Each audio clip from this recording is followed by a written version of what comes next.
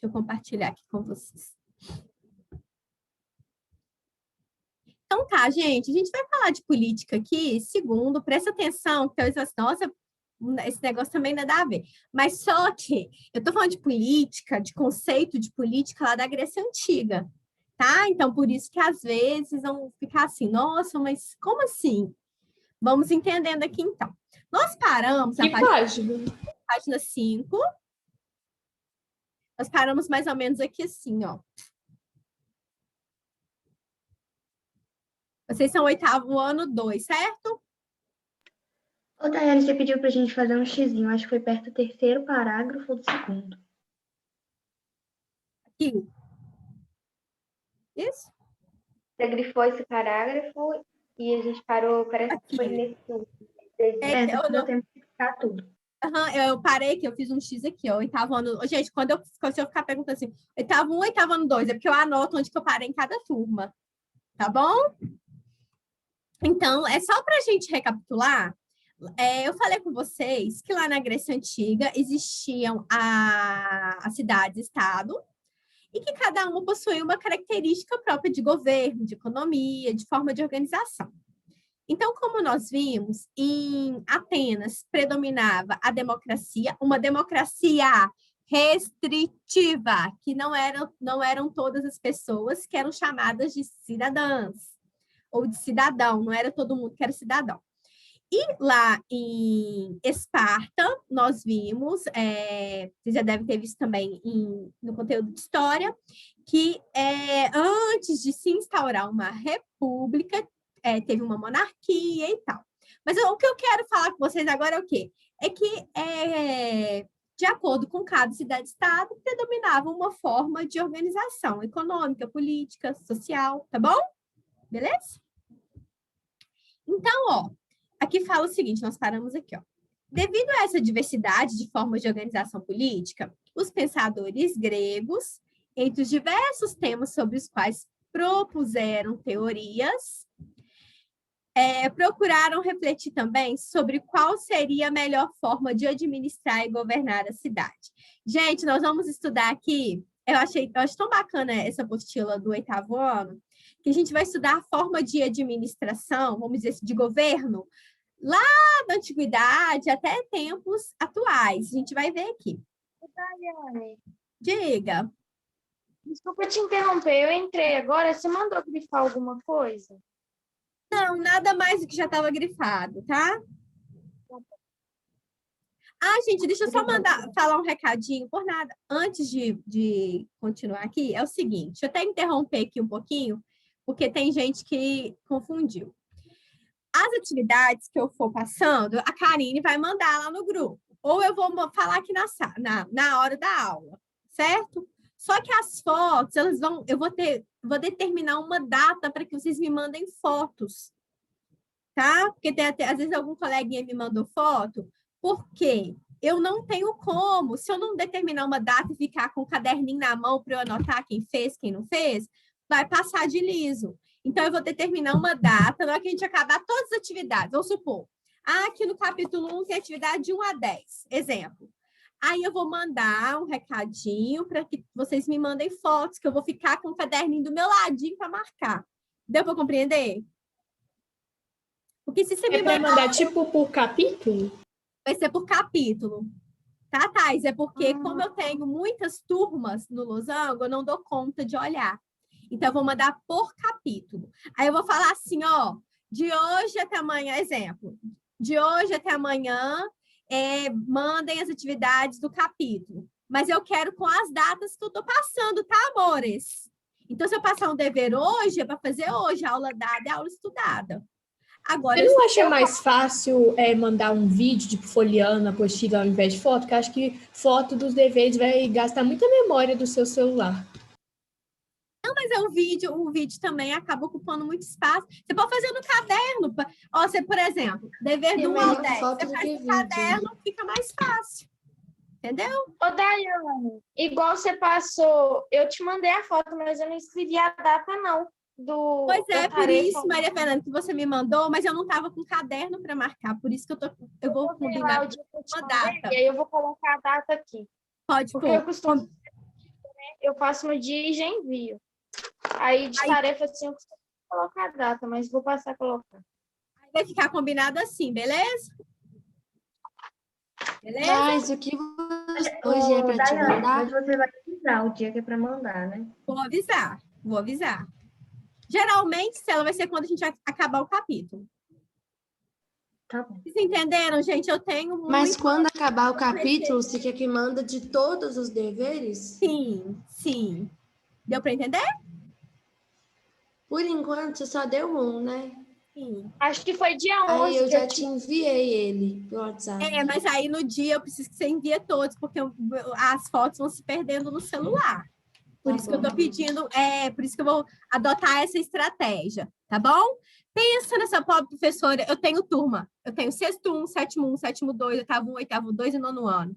Pensa, se eu vou receber foto salteada todo dia. Vou ficar doida, gente. Vocês entenderam a minha situação? Ô, Daiane, a minha avó arrumou um celular para ele e para minha mãe junto, que aí fica só por conta de escola, fica os grupos todos, porque senão o celular enchia. Aí juntou as duas, comprou um celular e dividiu. Ah, bom demais, eu. Pode ser uma estratégia, hein, Maria Fernanda? Então, ficou entendido, tá? Vamos para a aula, então. Mas preocupa não, que eu vou avisar direitinho, tá? Para vocês. Mas o dever é para fazer todo dia, tá, gente? Aula dada é aula estudada. Vamos lá, então. A internet aqui tá muito ruim. Se eu for olhar o compartilhamento e ficar com a câmera ligada, parece que tá pesando, tá travando. Não pode ficar com a câmera desligada, não tem problema não.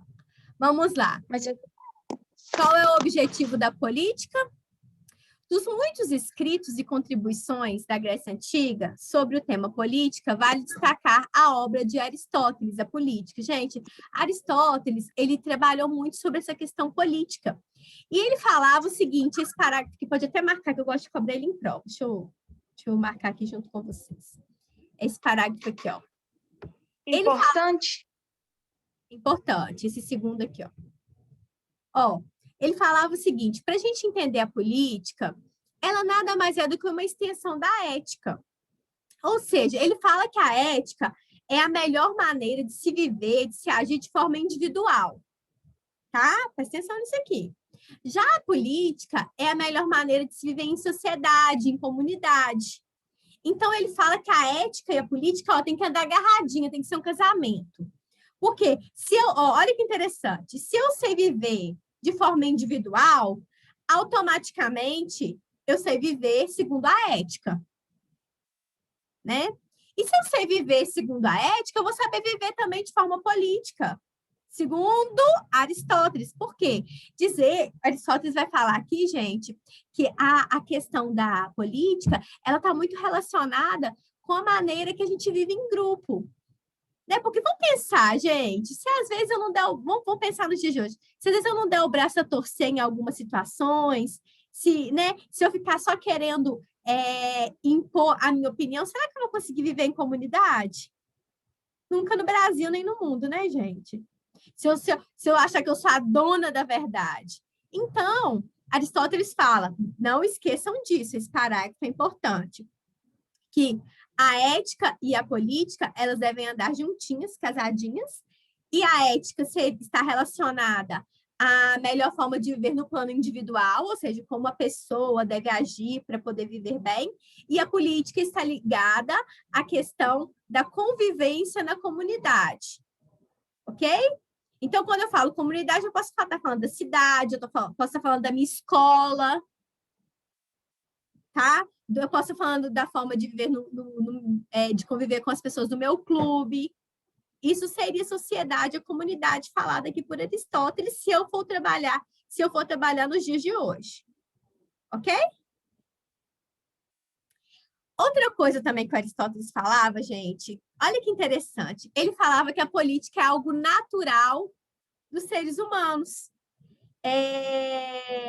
E ele fala que isso é tão natural que o ser humano, desde a pré-história, vamos pensar aqui, lá desde a pré-história, o ser humano começou a viver em aldeias, depois foram se formando cidades, isso tudo por conta do quê? Para conseguir uma forma de viver melhor, para sobreviver. Porque quando a gente se alia a um grupo, ou se alia, vamos dizer assim, a uma comunidade, as pessoas elas se unem em prol de uma ajudar a outra, tá? Então, segundo o Aristóteles, bom dia, Milena, estamos no finalzinho da página 5, tá bom? Tá bom, obrigada, Daiane. Então, ele fala que a política é natural, ela é natural dos seres humanos. Então, se você for pensar, realmente ela é natural, porque a maioria das pessoas, vamos dizer assim, 99,9%, gosta de viver em grupo. Depende, né, gente? Não tem ninguém que vive sozinho que não depende de ninguém. Todo mundo depende de todo mundo. Né? Então, por exemplo, eu dependo de vocês dependem de mim, eu dependo da escola e a escola depende de mim. Tá vendo como que a gente cria laços? Então, isso é a sociedade. Então, eu dependo, quando eu acordo aqui de manhã, eu dependo do padeiro, que faz o pão, para eu tomar café, para eu ter energia para dar aula. Assim como eu dependo do cara que trabalha na manutenção da internet, para eu poder falar com vocês. Então, não tem ninguém que vive isolado e que não precisa de ninguém, não. Então, Aristóteles é inteligente demais, né? Presta atenção, lá na antiguidade já falava isso. Ô, Daiane, Chega. então, para ele, a política era algo natural e as pessoas, elas não conseguiam se manter, no caso, não conseguiam viver sozinhas, elas precisavam da sociedade, elas seriam como um todo, vamos dizer assim? A sociedade, ela tem... como é que eu posso falar com você? Deixa eu ver aqui. A sociedade, ela é formada por várias pessoas e são pessoas que são interligadas e interdependentes, certo? Tanto lá na antiguidade, na época lá do Aristóteles, como nos dias de hoje, né? Então, nós vivemos uns ligados, sendo um ligado ao outro. Tá dando para entender? Entendi. Já pensou? Gente, não existe pessoa que... Não existe. A pessoa pode até querer viver no quadrado dela lá, mas não tem jeito de você falar assim, eu não dependo de ninguém. E os mendigos?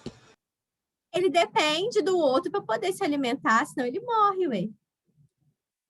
Ele depende, às vezes, vamos supor, o mendigo passou mal, ele depende do SUS. A gente depende do médico, do SUS também. Tá todo mundo dependendo da vacina, né, minha gente? Então, não tem jeito de falar, eu sou maioral, eu não preciso de ninguém. Não tem, não, gente, não tem. Porque eu dependo do sujeito que trabalha na energia para colocar a luz aqui na minha casa. Então, não tem jeito, né? Mesmo aquelas pessoas que se acham. E o que Aristóteles falava? Olha aqui. Leia aqui, Estela, por favor, esse rosinha.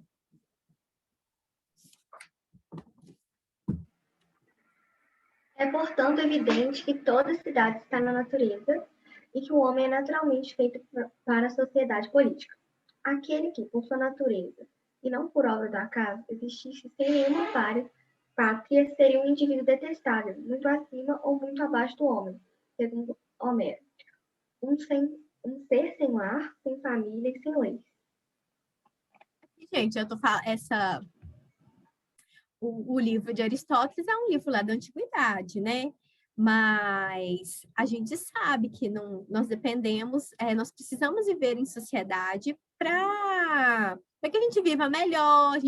E é engraçado que mesmo a pessoa que é mais tímida, mais isolada, ela ainda depende da sociedade. E uma coisa interessante, olha como é que nós dependemos de convivência, de participar para a gente ser feliz. É verdade. Olha como que a gente está sentindo a falta de participar, de estar todo mundo junto, digo assim, presencialmente.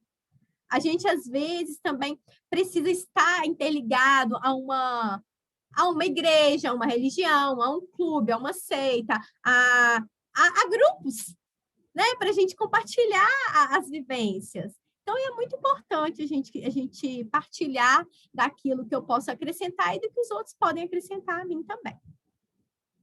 Então, continuando aqui, ó, como o Aristóteles falou, é natural do ser humano viver em sociedade. Mas se houvesse uma pessoa que não vivesse em sociedade, ele fala o quê? Que essa pessoa, gente, ela seria uma pessoa, vamos dizer assim, infeliz. Resumindo, é isso aí. seria infeliz por não conviver com outras pessoas, por não formar laços de amizade. Então, Aristóteles fala que um dos pontos mais importantes para a constituição de uma cidade, aqui ele fala cidade, gente, porque ele era lá da Grécia Antiga, de cidade-estado, mas a gente pode falar de uma comunidade, de um país, tá? De um município, de um povoado, seria o quê? Que ele tá relacionando aqui, ó, falando lá do contexto da Grécia Antiga, tá? É a amizade entre os membros. Então, vamos pensar, vamos voltar lá para a Grécia Antiga. Lá na cidade-estado grega, uma das coisas importantes para se constituir uma cidade-estado era a amizade entre os membros. Mas a amizade entre os membros não tem o mesmo sentido do que a amizade que a gente fala hoje. Vamos entender por quê? Milena, leia para nós esse próximo parágrafo, aqui, fazendo favor. O termo amizade na Grécia Antiga equivalia à palavra filha e tinha um sentido distinto do que possui atualmente. Filha era o nome dado ao sentimento de amor entre pessoas da mesma família ou da mesma comunidade, que se importavam umas com as outras. A principal característica da amizade seria de desejar o bem para o outro. Então, ó, presta atenção. O termo amizade lá na Grécia Antiga equivale à palavra filia. Então, é um pouquinho diferente do que a gente conhece hoje, porque ele está ligado, gente, ao amor, ao sentimento relacionado à mesma família, à mesma comunidade. Então, vamos supor, seria o amor, vamos supor, entre os atenienses, seria o amor entre aquelas pessoas que eram da mesma cidade-estado, ou da mesma família. Hoje em dia, quando eu falo amizade, eu posso falar sobre amizade com outras pessoas, de outra cidade, de outro país, certo? Não só da minha família e dos meus compatriotas. Tá dando para compreender? Tá? Então tá. Então, Aristóteles fala aqui, ó. Esse aqui você pode marcar também, tá, amores? Parágrafo aqui, ó. Ora, os que desejam bem aos seus amigos por eles mesmos são os mais verdadeiramente amigos. É para marcar onde? Aqui, ó. Ora, os que desejam bem aos seus amigos por eles mesmos são os mais verdadeiramente amigos. Aquele que não espera nada em troca, né, gente?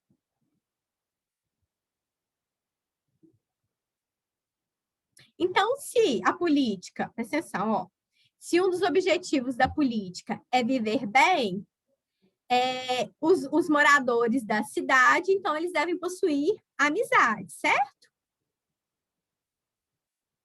Vamos pensar aqui. Se a política é você tentar promover o bem para as pessoas da comunidade ou da cidade, então, atrelado a isso aí está a amizade. A amizade que Aristóteles definia como o quê? Amor pela família e amor pelas pessoas da comunidade, que eram os seus compatriotas, pessoas da cidade, na época lá na Grécia Antiga. Tá dando para entender? Então, tá bom. Agora, gente, Aristóteles também falava o seguinte. Espera aí só um minutinho, tem alguém mandando a mensagem. Para marcar aqui, ó, esse parágrafo aqui, ó.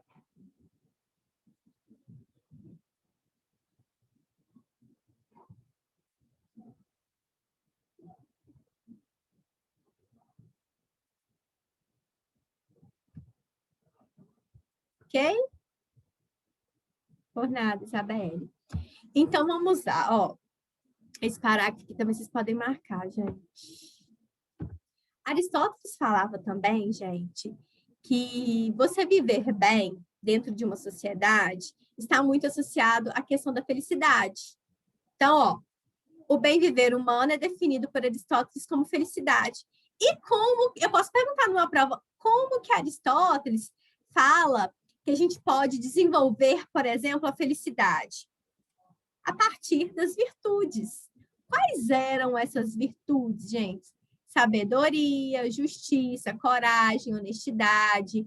Todas essas palavrinhas aí são associadas a atitudes virtuosas que automaticamente se transformam em felicidade, tá?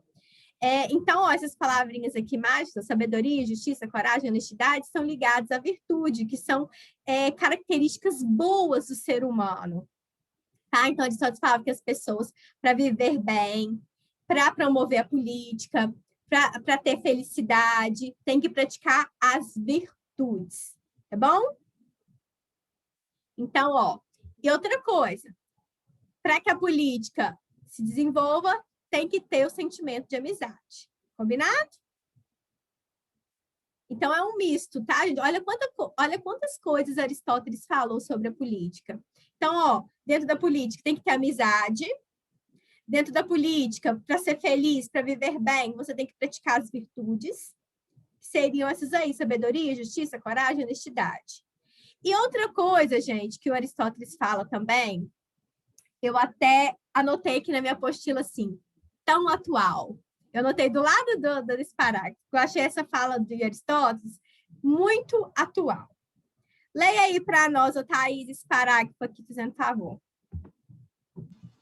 A política é, então, para Aristóteles, a arte de governar uma cidade ou qualquer forma de organização social para a promoção do bem e desenvolvimento da virtude de todos.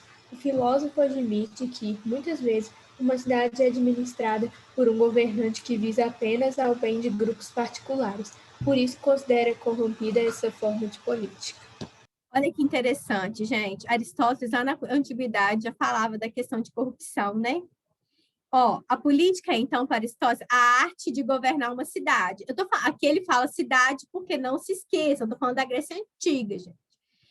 Então, ele fala que um político ele deve promover o bem para a população e também desenvolver as virtudes. Tanto a dele como ajudar o indivíduo a desenvolver a virtude dele. Só que muitas vezes uma cidade ela é administrada por pessoas que visam somente os seus próprios interesses. O que acontece? Que acaba aí corrompendo a política, tá? Que hoje nós chamamos de politicagem, tá?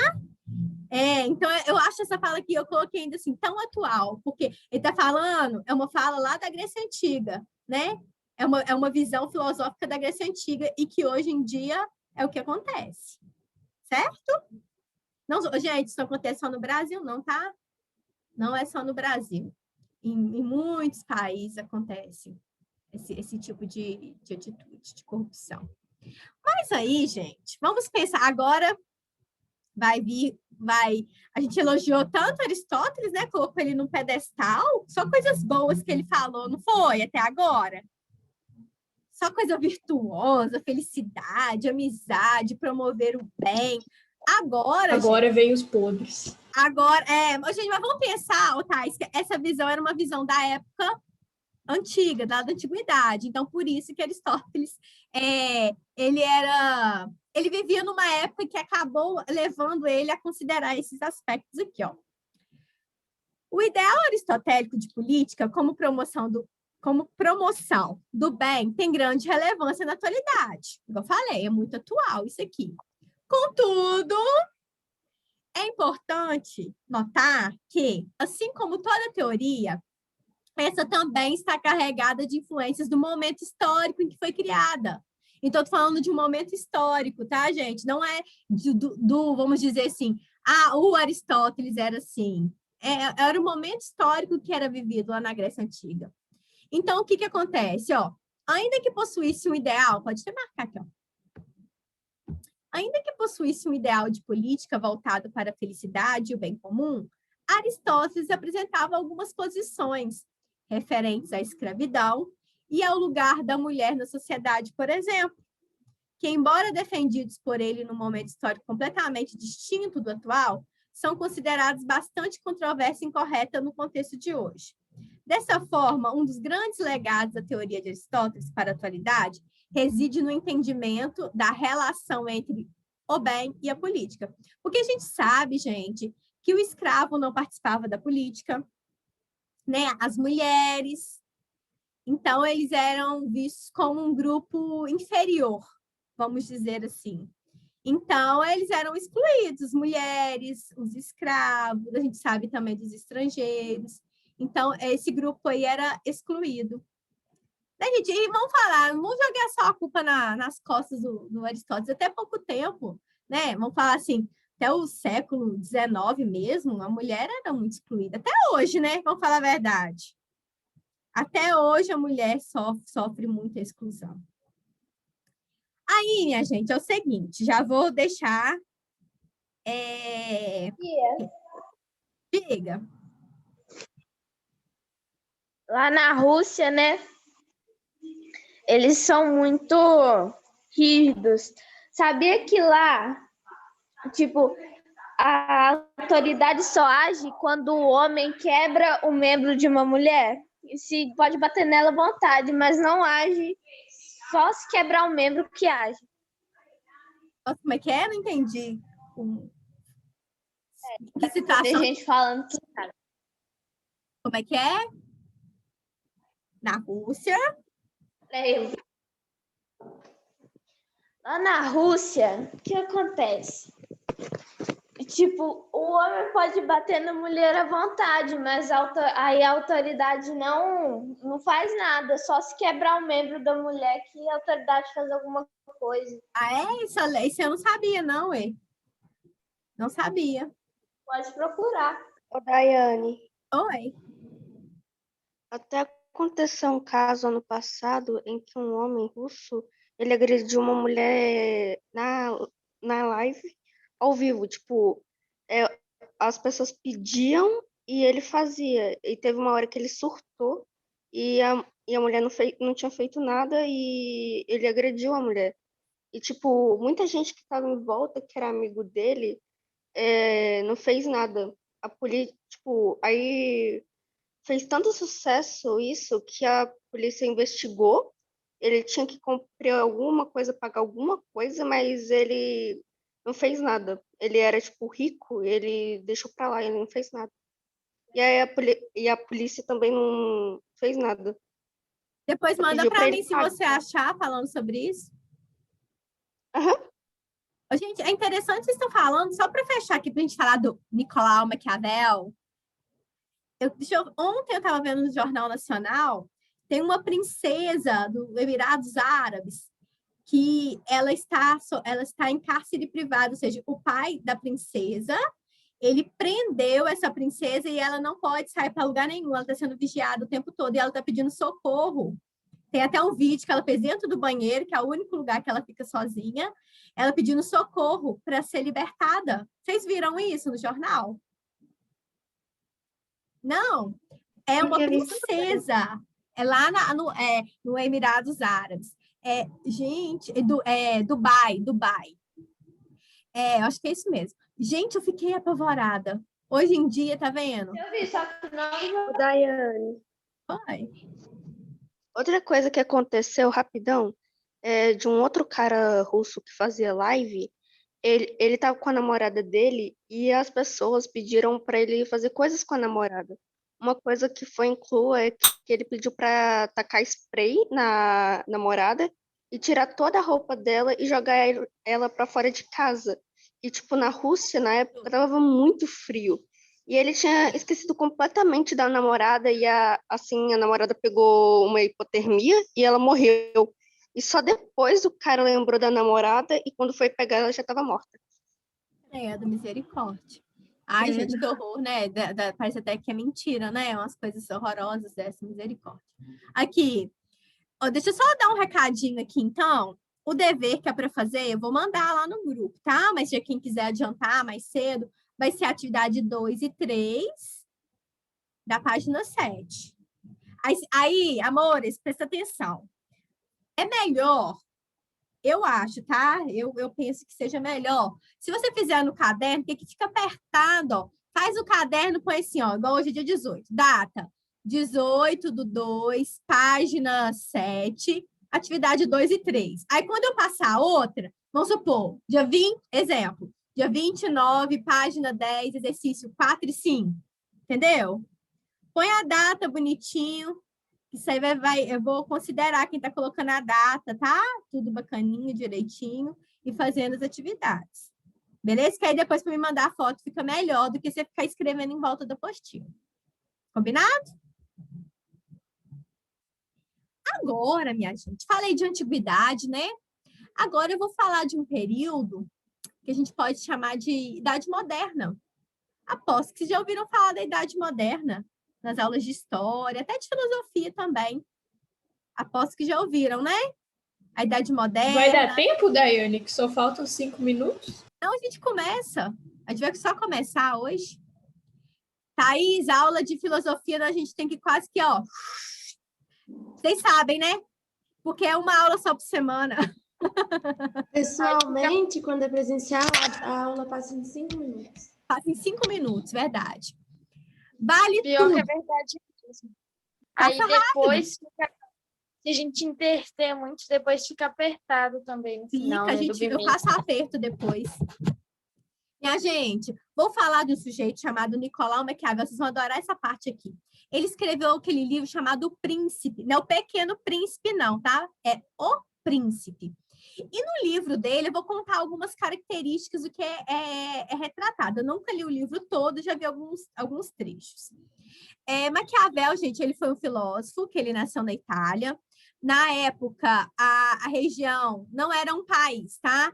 Ela era constituída, assim, de pequenos territórios, não tinha passado por unificação ainda, como Portugal, Espanha, Inglaterra e França, ela não era ainda unificada, tanto que a unificação da Itália e da Alemanha foi acontecer lá em 1800 e pouco, tá?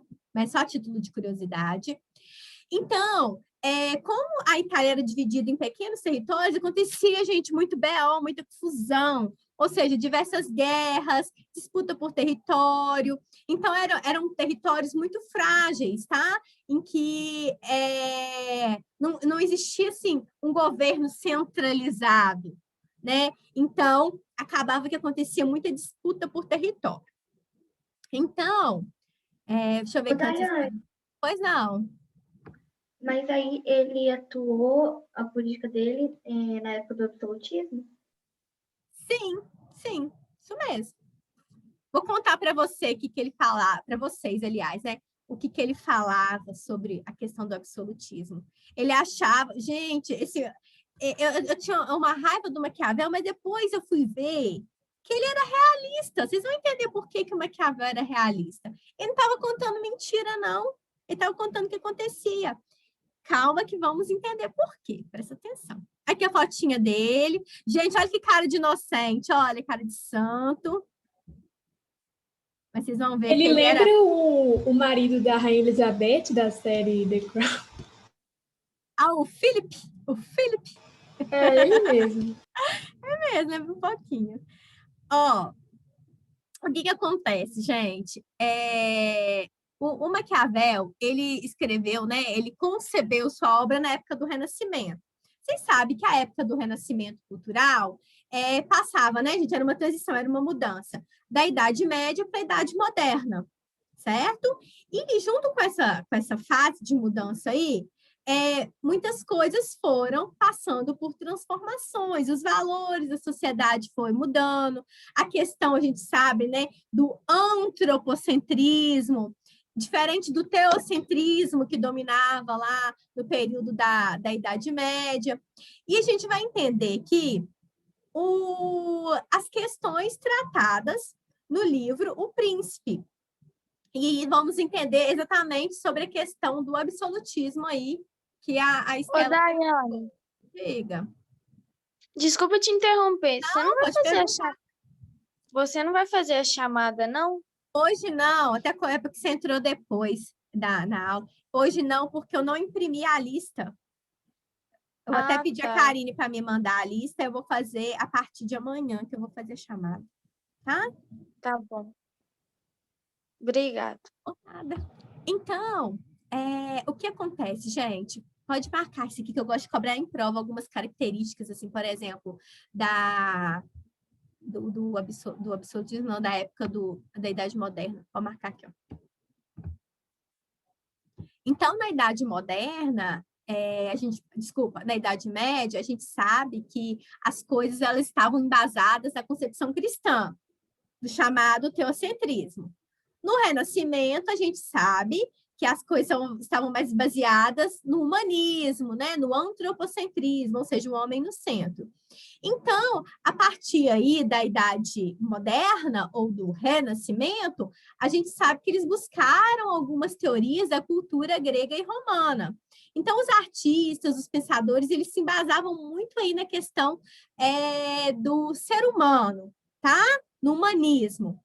Amores, faz um xizinho aqui para mim nesse parágrafo aqui, porque a aula está se encerrando, infelizmente.